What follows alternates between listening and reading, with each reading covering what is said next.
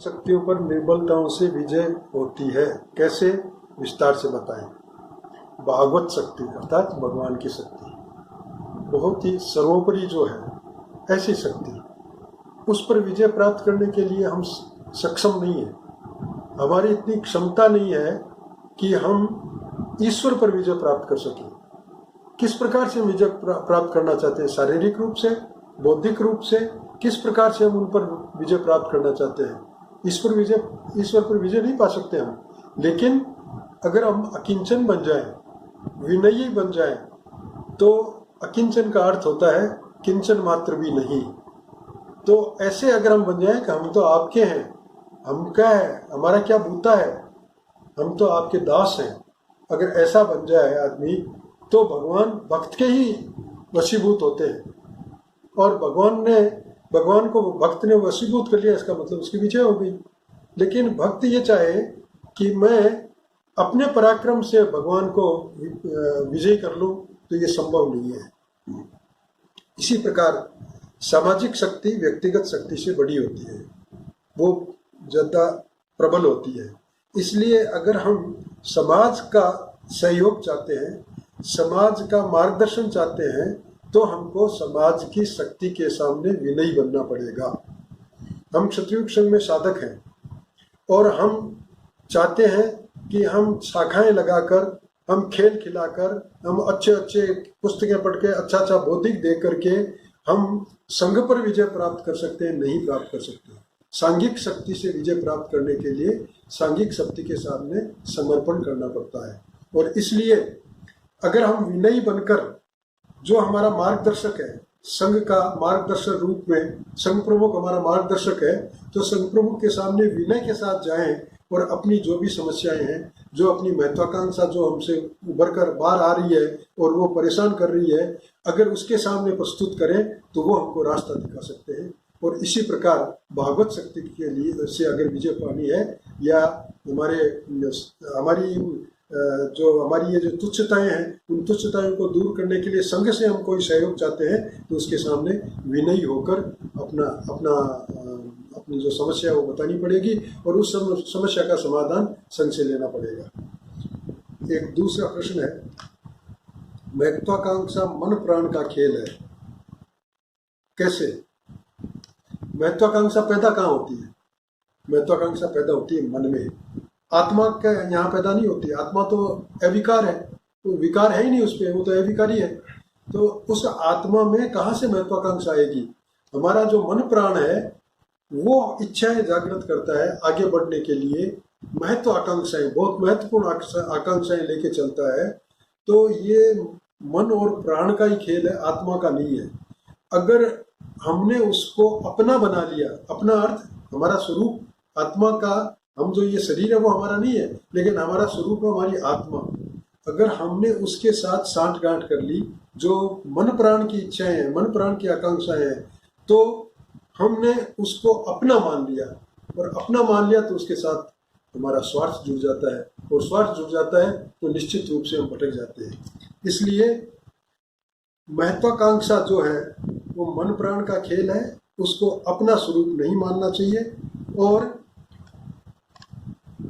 आत्मा, क्योंकि कोई बुराई नहीं होती आत्मा में, इसलिए हमको ये मान के चलना चाहिए कि अगर हमारी महत्वाकांक्षा के प्रति हमारी कोई सहानुभूति पैदा हो रही है, हमारा उसके साथ कोई संबंध जुड़ रहा है, तो ये आत्मा का नहीं है, ये मन और प्राण का है, और मैं आत्मा रूप जो स्वरूप है मेरा, मैं वो हूँ। इसलिए ये मेरा नहीं है, मेरा जो नहीं है वो मेरे पास क्यों रहे, उसको मैं किस तरह से नियंत्रित कर सकता हूँ, उसका प्रयास होना चाहिए। इन प्रश्नों के अलावा एक बात ये भी आई कि जो पुस्तक आप लेके आ रहे हो वो फटी हुई है। बिल्कुल सही है। ये तीसरा संस्करण है जो पुस्तक मेरे हाथ में है, जो कि स्वर्ण जयंती के समय यानी सन 1996 में छपी थी। 1996 की छपी पुस्तकें जब अगला संस्करण छपने को तैयार हुआ, उस समय कुछ पुस्तकें बची हुई यहाँ रह गई थी संघ शक्ति में। तो उस समय ये निर्णय लिया गया कि छपाने के लिए पैसा तो चाहिएगा, इसलिए ये पुस्तकें पड़ी है, ये भी अगर बिक जाए तो अच्छा है। इसलिए हर एक स्वयंसेवक को बांटी गई कि आप ये इतनी पुस्तकें ले जाओ और आप इसको बेचो, नहीं बेचो तो पैसा आप दे दो। उस प्रकार से हमारे पास करीब किसी पुस्तक के 6, किसी के 7, किसी के 3, किसी के 5, इस तरह से हमारे वो अंक मिले थे। उनमें अभी भी मेरे पास भी 3-4 पड़े हैं, बिल्कुल नए, हाथ ही नहीं लगाया। लेकिन इस पुस्तक से मेरी खास जो रुचि है, मेरा जो लगाव वो ये है कि संघ शक्ति की रविवारी शाखा में इस पुस्तक पे बड़ी गंभीरता से चर्चा हुई है। और वो चर्चा ऐसी हुई है जिसमें लगभग एक पृष्ठ ही हम एक दिन में कर पाते थे, बहुत दिनों तक, महीनों तक चली है। और वो जो चर्चा चली है, उस समय कोई कठिन शब्द आ गया तो उसको मैंने पेंसिल से इसमें लिख लिया, कोई पंक्ति महत्वपूर्ण आई तो उसको चिन्हित कर लिया। तो अब वो, क्योंकि याददाश्त कमजोर है, याद कुछ रहता नहीं है, इसलिए अगर ये पुस्तक सामने हो तो वो थोड़ा सा ध्यान आ जाता है कि ये क्या कहना चाहते हैं। इसलिए इस पुस्तक को मैं अपने पास रख रहा हूँ। बाकी पुस्तकें और भी पढ़ी हैं, उसके बाद और संस्करण आ गए, और 5म संस्करण तो अभी नया नया छपा, इसलिए पुस्तक की कोई कमी नहीं है।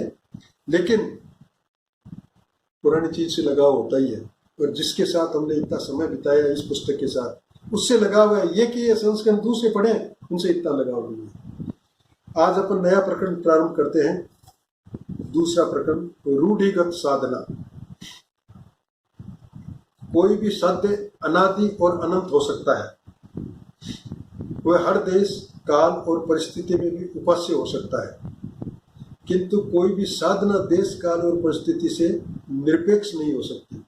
साध्य जो उद्देश्य हमने तय किया है वो तो, क्योंकि हमारा साधना का मार्ग है, और साधना के मार्ग में उद्देश्य हमेशा जो परमेश्वर की ओर बढ़ने की बात होती है, क्षत्रियुक्षण की बात कर रहे हैं अपन। यो तो उद्देश्य अपन विद्यार्थी जीवन में कुछ बनाए, नौकरी पाने के लिए कुछ बनाए, वो नहीं।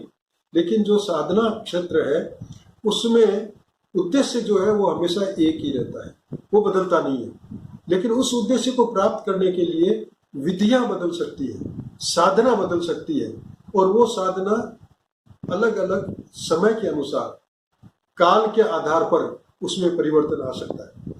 लक्ष्य कभी पुराना नहीं पड़ता, पर साधना किसी युग विशेष में अव्यवहारिक बन सकती है।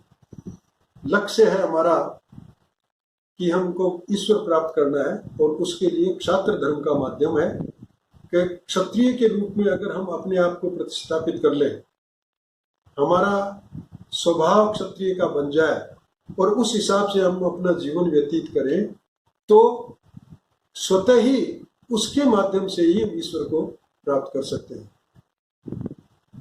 स्व कर्मण्य भी रहता है, संसिद्धिम लभते न रहे। गीता में कहा है कि अपने स्वाभाविक कर्म, अगर हमने हमारा स्वाभाविक कर्म क्षत्रिय का बना लिया, तो स्वाभाविक कर्म के अनुसार जो जीवन जीता है उसको परम सिद्धि मिलती है, वो परम सिद्धि परमेश्वर है।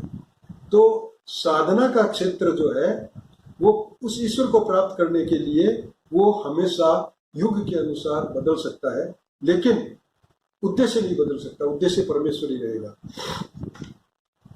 उदाहरणार्थ, क्षात्र धर्म का पालन किसी युग में शस्त्र शिक्षा बिना असंभव प्राय था, किंतु आज के युग में शस्त्र की शिक्षा देनी उतनी उपयुक्त नहीं जितनी शास्त्र की शिक्षा उपयुक्त है।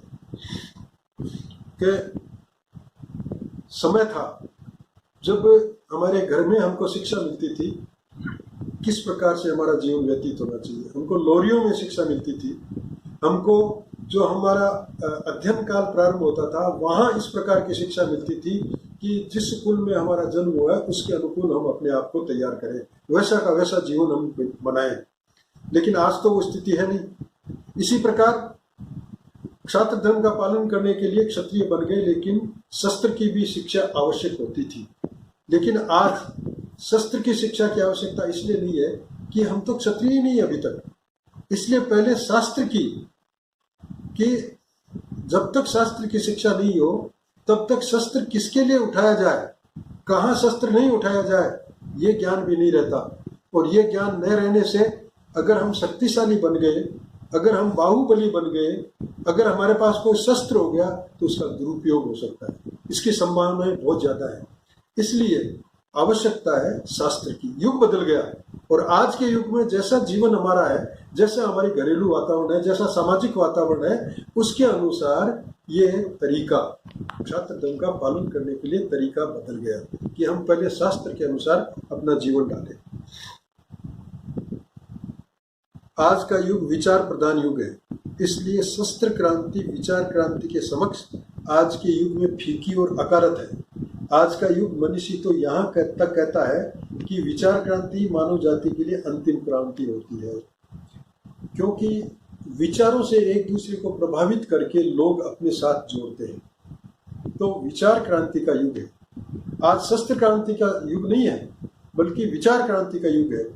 वातावरण ऐसा बनाया जाए और उस वातावरण के माध्यम से हमारे विचारों को लोगों पे थोपा जाए और ऐसा उन लोगों को प्रभावित किया जाए कि वो हमारे बन जाए, हमारे साथ खड़े हो जाए, हमारे साथ चलने को तत्पर हो जाए। इसकी आज ज्यादा महत्ता है और इसीलिए आज का युग मनीषी क्या कहता है कि विचार क्रांति तो अंतिम क्रांति है। विचार क्रांति आज के युग में अंतिम क्रांति है। इसका मतलब ये नहीं है कि आगे कभी क्रांति नहीं होगी, लेकिन वो भी वैचारिक ही होगी। युग अगर बदल गया, आज के युग के अनुसार ये है, अगर युग कोई और तरह का आ गया तो उस तरह का होगा। अपन छोटा सा उदाहरण लेंगे कि शाखा में बैठकर हम चर्चा करते थे और आमने सामने बैठकर हम प्रश्न पूछा करते थे, और आज क्योंकि परिस्थिति ऐसी आ गई कि हम शाखा नहीं लगा सकते, इकट्ठे नहीं हो सकते, तो इसलिए आज हम आज के युग में जो आज साधन आए हैं उन साधन के माध्यम से अपन बातचीत कर रहे हैं। क्योंकि हम सब सीधा बातचीत तो नहीं कर सकते, कुछ लोग मिलकर तो जूम के माध्यम से आपस में मिलकर बात भी कर सकते हैं, लेकिन पूरी सब जगह क्षत्रिय संघ के क्षेत्र में सब जगह जहाँ शाखाएं लगती है, जहाँ लोग हमारे विचारों से प्रभावित होकर बैठे हैं, जो हमारे स्वयं सेवक अलग अलग भी बैठे हैं, वो जब बैठ के बात कर रहे हैं, उनके साथ अपन विचार विमर्श कर रहे हैं, तो ये जो नई तकनीक आई है उस तकनीक का कारण क्या है कि जो युग बदला है, उस युग बदले में और आज जो परिस्थिति आ गई है उस परिस्थिति के अनुसार हमने अपने काम को इस ढंग से करना प्रारंभ कर दिया। ये परिवर्तन आ गया साधना का, लेकिन साध्य वही है। श्रेष्ठता की ओर जाने का हर युग में मानव जाति का क्रियाकलाप रहा है और रहेगा, किंतु युग परिवर्तन के साथ श्रेष्ठताओं के भी मापदंड बदल जाते हैं। जब हम कहते हैं कि जमाने के अनुसार चलना चाहिए, उसका ये अभिप्राय नहीं कि साध्य को जमाने के अनुसार परिवर्तित कर देना, बल्कि उसका अभिप्राय है साधना में देश काल परिस्थिति के अनुसार परिवर्तन लाना। मानव जन्म लेता है तब से ही लगातार जो उसको अच्छा लगता है उस ओर बढ़ने का प्रयास करता है, और धीरे धीरे जैसे हमारी समझ विकसित होती है, संसार में जो श्रेष्ठ है, जो श्रेष्ठ तत्व है, उस श्रेष्ठ तत्व को ग्रहण करने के लिए हमारी इच्छा जागृत होती है। और पूरी मानव जाति का इतिहास अपन देखें तो ये बराबर क्रियाकलाप चलता रहता है। युग परिवर्तन होता है, उसके साथ श्रेष्ठताओं के मापदंड बदल जाते हैं, और जब मापदंड बदल जाते हैं इसका अर्थ ये नहीं है कि उद्देश्य बदल गया। इसका अर्थ यह है साध्य तो वही रहेगा, लेकिन उस साध्य तक पहुंचने के तरीके बदल जाते हैं, वो परिस्थिति के अनुसार, आने के अनुसार बदलने का तात्पर्य केवल इतना ही है कि देश काल परिस्थिति के अनुकूल इस जमाने में जैसी हमारी परिस्थितियां हैं, जैसा समय है ये, उस समय में हमको उस उद्देश्य को प्राप्त करने के लिए, जो कभी नहीं बदलता, उस उद्देश्य को प्राप्त करने के लिए किस प्रकार का कर्म करना चाहिए, यही है जमाने के अनुसार बदलने का अर्थ। सिद्धांत है कोई भी प्रगति के एक स्थान पर ठहर नहीं सकती। प्रगति का अर्थ ही गतिशीलता है। प्रगति का अर्थ है गति, वो गतिशील बनी रहे, वो एक स्थान पे ठहर नहीं सकती। एक स्थान पे ठहर गई तो माइलस्टोन आ गया, लेकिन अगले माइलस्टोन तक फिर पहुंचना है। ऐसा नहीं है कि एक माइलस्टोन आ गया तो हमने उद्देश्य प्राप्त कर लिया। जीवन जब तक रहता है तब तक लगातार साधना चलती रहती है, लगातार कुछ न कुछ प्राप्त करने का एक अवसर मिलता रहता है, इसलिए लगातार कार्य चलता रहना चाहिए। निरंतर आगे बढ़ते रहने का नाम ही प्रगति है, और हर विजय के बाद नवीन संघर्षों की तैयारी में जुट जाना ही प्रगति की राह पर चलना है। एक मंजिल हमने पाली, एक बाधा को हमने दूर कर लिया, तो तुरंत उसके बाद जो नया संघर्ष आने वाला है, जो नई बाधा आने वाली है, उस बाधा को हमको किस प्रकार से पार करना है, उसके लिए अपने आप को तैयार करना, उसके लिए संघर्षरत बन जाना, यही गतिशीलता प्रगति कहलाती है। कर्म की आत्मा हर युग में एक ही रहती है, पर उसका कलेवर बदलता ही रहता है। कर्म की आत्मा। कर्म की आत्मा का अर्थ है कर्म की भावना। हम कोई कर्म कर रहे हैं लेकिन किस भाव से कर रहे हैं, किस उद्देश्य से कर रहे हैं, वो जो भाव है वो हमेशा एक ही रहता है, उसमें बदलाव नहीं आता, लेकिन उसका कलेवर बदल जाता है। उसी भाव को सुरक्षित रखने के लिए हम जो आज करते आए हैं उसके बजाय कल के नए युग में, परिस्थिति और काल और देश के युग में हमको किस प्रकार से उस भावना को जागृत रह के आगे कर्म करना है, वो बदलाव आता है। बाकी अगर वो ऐसा बदलाव नहीं आया तो रूढ़ी जो है, वो जो हमारा कर्म है वो रूढ़ी बन के रह जाएगा। अर्थात वो बाहरी दिखावा तो है लेकिन उसके अंदर की बिल्कुल खोखला है। अंदर जो भाव होना चाहिए वो भाव नहीं है। क्षात्र धर्म का पालन करने के लिए हम शस्त्र की शिक्षा लें, शस्त्र की शिक्षा तो हम ले रहे हैं, लेकिन किस लिए ले रहे हैं? क्षात्र धर्म का पालन करने के लिए। वो भाव खत्म हो गया और अब भाव यह है कि शस्त्र की शिक्षा ले लूं तो मैं गांव में कोई मेरे सामने बोलने की हिम्मत नहीं करे, मैं अपने पास शस्त्र दिखा के किसी को डरा सकता हूं, मैं किसी को दबा सकता हूं। ये भाव बदल जाता है, फिर शस्त्र की शिक्षा का कलेवर नहीं बदला, इसलिए वो रूढ़ी बन गई। समाज में प्रचलित प्रत्येक रूढ़ी प्रारंभ में रूढ़ी ही थी, ये बात सत्य नहीं है। वह सत्य था लेकिन था केवल उस युग विशेष का ही सत्य। शास्त्रकारों ने ऐसे सत्य को रीत की संज्ञा दी है। कोई समाज में कार्य होता था, उस समय वो आवश्यकता थी, सत्य था, लेकिन वही सत्य युग बदला तब वो बदल सकता है। ऐसा सत्य जो बदल सकता है उसको रीत सत्य कहते हैं। भाई इस समय के अनुसार ये सत्य सही था, लेकिन देश काल परिस्थिति के अनुसार वो बदल सकता है। गतिशीलता इस बात की परिचायक है कि संसार में जो भी उपलब्धि हो उसी से अपने आप को बांध कर बैठे रहना उचित नहीं, उसे पीछे रखकर आगे बढ़ना चाहिए। गतिशीलता का अर्थ यही है कि हमने कुछ प्राप्त कर लिया है, लेकिन इतना ही पर्याप्त नहीं है। जब तक अंतिम उद्देश्य नहीं प्राप्त हो तब तक गति को बंद नहीं करना है, निरंतरता बनाए रखनी है, निरंतर आगे बढ़ते रहना है, संघर्ष करना है और हमको इन संघर्षों के माध्यम से अपने जीवन को निखार देना है और निखार देते हुए हमको लगातार उस मार्ग पर बढ़ना है जो संघ हमको बता रहा है। सड़क पर चलने वाला व्यक्ति मार्ग के किसी मील के पत्थर से अपने आप को बांध कर नहीं रख सकता, उन्हें पीछे छोड़ता हुआ आगे बढ़ता है। जो मील के पत्थर को पकड़ कर बैठ जाते हैं वे ही रूढ़ी के सृष्टा बनते हैं। हम सड़क पे चले और लगा हुआ है दिल्ली 300 किलोमीटर, हम चले और दिल्ली 200 किलोमीटर, आगे चले दिल्ली 100 किलोमीटर और उसको पकड़ के बैठ गए।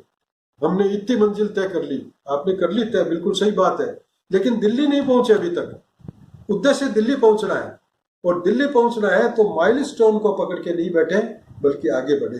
हमने साधना के माध्यम से कुछ प्राप्त किया है, कुछ ज्ञान प्राप्त किया है, कुछ भावना को जागृत किया है, उतना ही पर्याप्त नहीं है। लगातार हमको आगे से आगे प्राप्त करते रहना है, इस भाव से हमको आगे बढ़ना पड़ेगा। अगर हम उसी बात को मान के बैठ गए कि हमने सब कुछ प्राप्त कर लिया, संघ में आए थे, हमने बहुत कुछ सीख लिया, हम निरंतर संघ में आते, शाखा में आते हैं, हमको जो बताया जाता है हम कर लेते हैं, और जब तक नहीं बताया जाता तब तक घर पे बैठे हैं। संघ के ही हम मानते हैं ऐसे ही, हम संघ के ही हैं, लेकिन संघ के लिए क्या कर रहे हैं हम कभी सोचा है? हम संघ के हैं लेकिन साल भर में एक बार हम मुंह नहीं दिखाएं तो भी हम तो संघ के ही हैं साहब, हमने तो सबको संघ के लिए ही माना है। ये जो भाव है वो रूढ़ी बन गई। इसकी बजाय निरंतर संघ के संपर्क में रहे, सानिध्य प्राप्त करते रहे और अपने जीवन में निखार लाते रहे, वो है संघ का बनना। अन्यथा रूढ़ी बन के रह गया। कोई भी सत्य रूढ़ी तब बनता है जब वह संजीवनी शक्ति देना बंद कर देता है।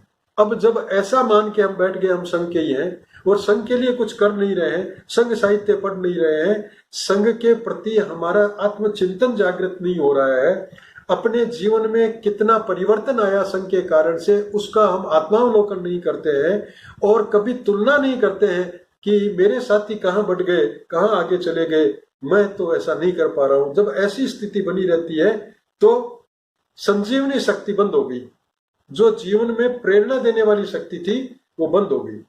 रूढ़ी बनकर सत्य अपनी आत्मा खोकर केवल कलेवर को ही पीछे रख देता है, और जब रूढ़ी बन गया ये हमारा कार्य तो उसकी आत्मा तो खो गई, केवल वो कलेवर रह गया।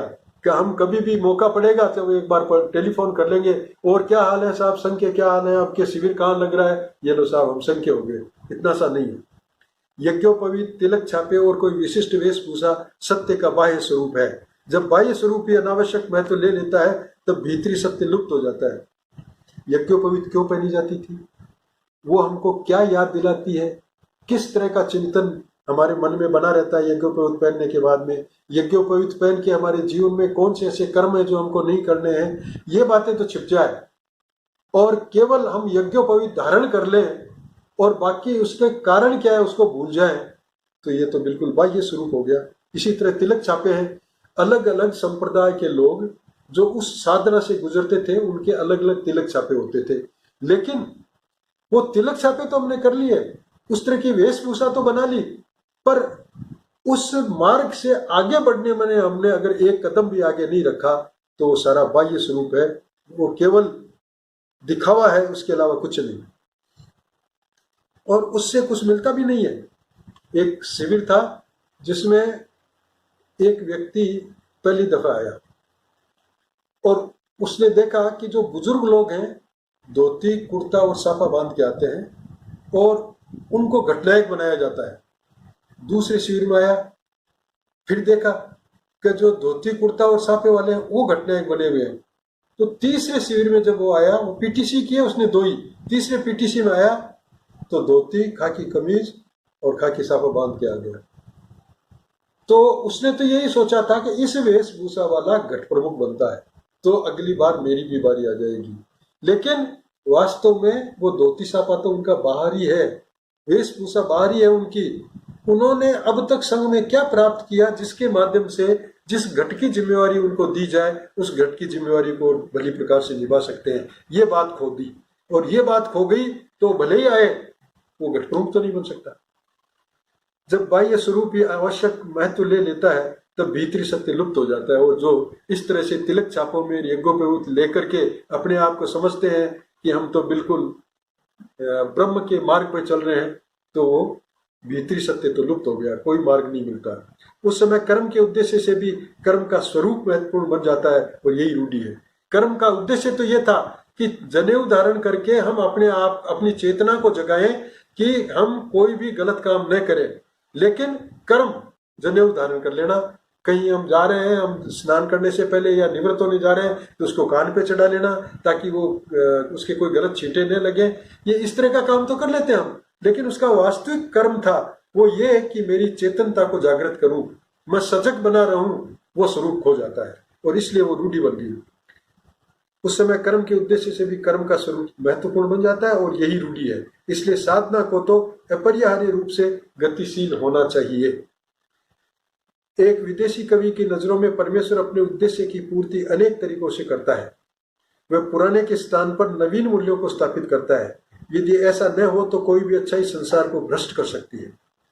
उसकी कवि की कल्पना है ये कि परमेश्वर नया उद्देश्य, हर युग में नया उद्देश्य देता है, और अगर वो उस अच्छाई को बदले नहीं तो संसार जो है वो भ्रष्ट हो जाएगा, भ्रष्ट कर देगी वो संसार को। इसी प्रकार साधना के मार्ग में हम जो भी उपलब्धियां करते हैं वे साध्य स्वरूप नहीं बननी चाहिए, साध्य स्वरूप नहीं बने। यानी हमने साधना के माध्यम से उपलब्धि हासिल की कि हम संघ का जो बौद्धिक है, प्रवचन है, जो हमको संघ का ज्ञान दिया जाता है उसको रट लें। एक उपलब्धि की आपने, लेकिन ये जो आपने उपलब्धि की है ये अगर यहीं आके रुक गई और इसी को अगर हमने महत्व देना शुरू कर दिया तो ये हमारी जो अच्छाई है कल को भ्रष्ट करेगी हमको। वो कैसे भ्रष्ट करेगी कि अब हमने अपने आप में एक अहंकार पाल लिया कि मैं तो बहुत कुछ जानता हूँ, मैं क्षत्रिय संघ के जो बौद्धिक जितने बौद्धिक हैं वो सब मैं भी दे सकता हूँ, मैं भी समझा सकता हूँ, मैं नए नए उदाहरण उनमें जोड़ सकता हूँ। ये जो अहंकार हमने पाल लिया वही गति से हम भटक गए। वो अच्छाई थी लेकिन वही अच्छाई फिर हमको भ्रष्ट कर देगी। इसी प्रकार साधना के मार्ग में हम जो भी उपलब्धियां करते हैं वे साध्य स्वरूप नहीं बननी चाहिए, साध्य स्वरूप नहीं बननी चाहिए। ऐसी प्रत्येक उपलब्धि हमारे नवीन विकास के लिए सीढ़ियों का एक एक पद स्थान है। हमने जो प्राप्त किया, जो अच्छाई हमने प्राप्त की है वो एक सीढ़ी चढ़े हैं हम, अगली सीढ़ी के लिए अब हमको अगली सीढ़ी की तैयारी करनी है, उसके लिए संघर्ष करना है। किसी एक उत्तमता के वशवर्ती होना ही पाखंड का कारण बन जाती है, और ऐसी हर उत्तमता त्याज्य है। हमने एक सीढ़ी चढ़ गए, हमने एक सारी जानकारी प्राप्त कर ली बौद्धिकों की, मात्र इसी पे अगर हम रुक गए तो वो वही साधना खत्म हो गई, वो पाखंड बन गया। लेकिन ये जो हमने प्राप्त किया है, अब आगे वाली सीढ़ी पे कदम रखने के लिए ये हमने प्राप्त किया है, उसके लिए ये हमारी एक सीढ़ी बनी है जिस पर पांव रखकर हम अगला पांव दूसरी सीढ़ी पे रख सकते हैं।